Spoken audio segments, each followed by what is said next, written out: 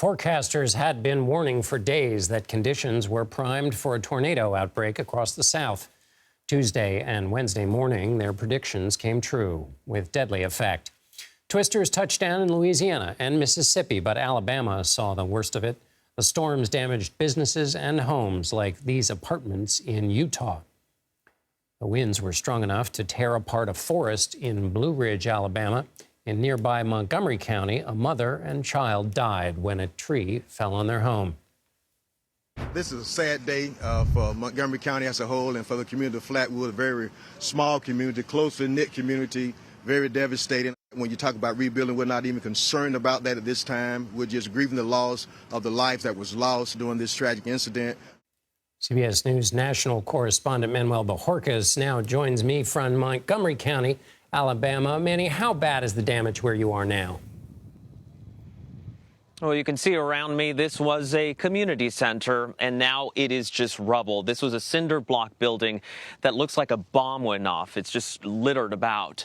That's a result, of course, of the tornado that hit this area, the Flatwood community just north of Montgomery. Tonight, we're being told by the National Weather Service they believe this was an EF2 category tornado, winds about 115 miles per hour, and it struck just after 3 a.m. local time. That is, of course, dangerous because you can't see it coming at you, but also because people are asleep.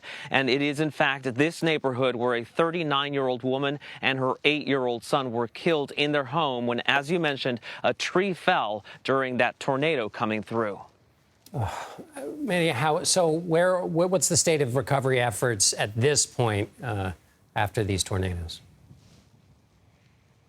Well, it's been pretty quick, actually. So we should point out that even though this damage is pretty bad here, that throughout this area there wasn't widespread damage in any of the states that we have mentioned. Sporadic, yes, and if it's where you live, it's bad. So officials have been able to get crews to open up many of the roads to remove any trees that are blocking them, and that has allowed power crews to come into some of these neighborhoods. We've actually heard them working behind us trying to restore the power to these areas that were hard hit. So this, yes, will take some time to recover from, but the good news is that deputies tell us they also did a search of other homes in this area, and everyone else is accounted for.